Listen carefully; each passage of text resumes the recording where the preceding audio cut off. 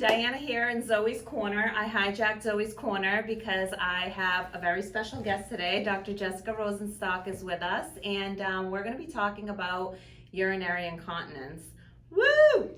So we wanted to bring this topic to you because we, of course, as you know, have been doing a lot of Genevieve treatments, a lot of feminine rejuvenation to treat urinary incontinence, among other things. But it would be great to hear from an expert, why do women get urinary incontinence? So as an OBGYN, I treat primarily women, and we see a lot of urinary incontinence, unfortunately. Up to 40 to 50% of women experience urinary incontinence in their lifetime. So we see it very frequently in the clinical setting. So is it something that occurs post-delivery? Is it mainly post-vaginal delivery?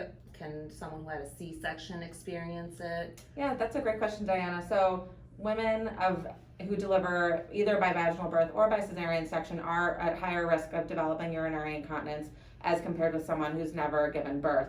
It is a higher risk to develop that after having a vaginal delivery, but even after cesarean section, we still see many women who experience urinary incontinence.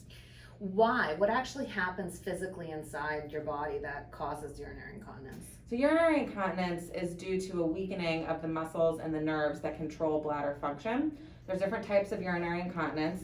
The two main categories are urge incontinence, which is where you're unable to make it to the restroom in time once you feel the urge to urinate to make it there to the toilet. And the second type is called stress incontinence, which is the type of urine loss when you jump, sneeze, cough, things like that.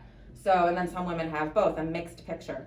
So after having a baby, you can imagine that the pelvic floor muscles are tremendously affected by both pregnancy, carrying the baby, for 9 to 10 months, and then of course the delivery has the ability to weaken those muscles and affect the nerves as well. That's very interesting. So if you're experiencing urinary incontinence, if you pee a little bit when you sneeze, or if you have the urge to go when you start running or working out, you're not alone, right? Absolutely not. And it's a problem that most women don't even feel comfortable discussing with their physician, let alone with their friends, or family members. So I hope that everybody can take away from this that urinary incontinence is extremely common. Like Diana said, you're not alone, and there are treatments available.